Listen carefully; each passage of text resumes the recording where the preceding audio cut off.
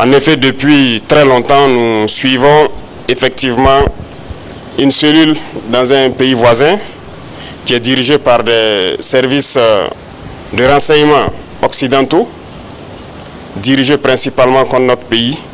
Et les opérations devraient principalement commencer en fin mai. Ça devait consister donc à une guerre de communication intense contre notre pays, ce que vous avez suivi. En plus de cela, il devait y avoir donc une guerre informatique également. Nos systèmes informatiques devraient être attaqués pour créer un blackout. En plus de ça, il y a une guerre économique souple et passive, qui ne dit pas son nom, que nous avons aussi su contenir. Plusieurs projets d'attaque de points sensibles ont été planifiés. L'autre phase, c'était donc des assassinats ciblés qui ont été aussi planifiés. Et ensuite, les attaques de masse devraient avoir lieu donc au sein des FDS, mais surtout des attaques lâches qui devraient avoir lieu dans les villes et qui avaient pour cible principale donc les agents de la veille citoyenne que vous connaissez sous le nom de Waïa. Donc nous avons suivi effectivement le déroulement de leur plan et l'assaut final devrait donc avoir lieu à travers un recrutement, si je peux dire ainsi, d'agents à l'intérieur donc de nos rangs. Donc de la guerre de communication jusqu'à tout ce que j'ai cité, nous avons essayé de contenir la situation. Certaines personnes ont été arrêtées dans cette subversion.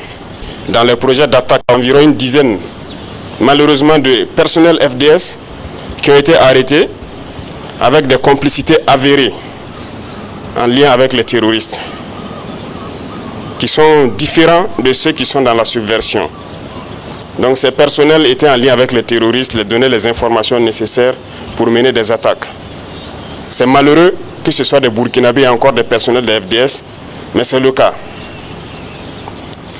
En plus de ça, certains médias aussi ont relaté le fait que certains éléments des BIR ont été contactés. C'est vrai. Vous savez que les BIR sont le fer de lance de la lutte que nous menons actuellement.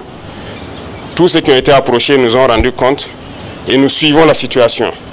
C'est malheureux de vouloir rester à l'extérieur et de manipuler des soldats à l'intérieur pour faire ce que vous voulez.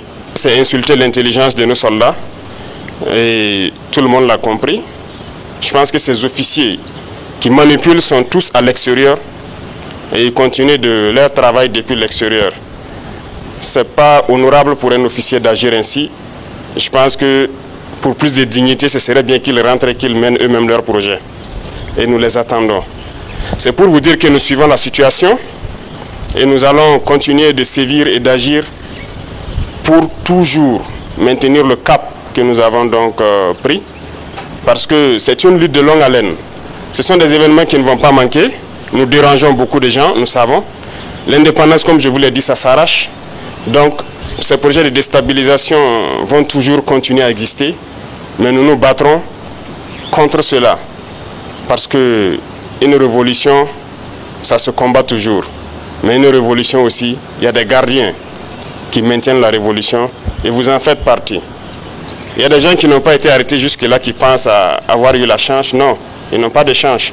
Nous les suivons. Donc tous ceux qui sont dans ces projets, c'est les inviter à se départir. Parce que nous n'allons pas hésiter un seul instant à agir comme il le faut pour l'intérêt du Burkina Faso. Et j'espère qu'ils nous comprennent et qu'ils nous entendent. Donc voilà l'information que je tenais à vous donner et que les gens soient sereins. Nous allons continuer d'évoluer. Nous prendrons toutes les mesures nécessaires pour que le Burkina Faso existe et soit comme nous le souhaitons. Sur la page, je vous demande de liker massivement et de partager. C'est comme ça que vous allez nous encourager et nous soutenir. Et cela fera ce que la visibilité perdue revienne. Je compte sur vous. Ensuite,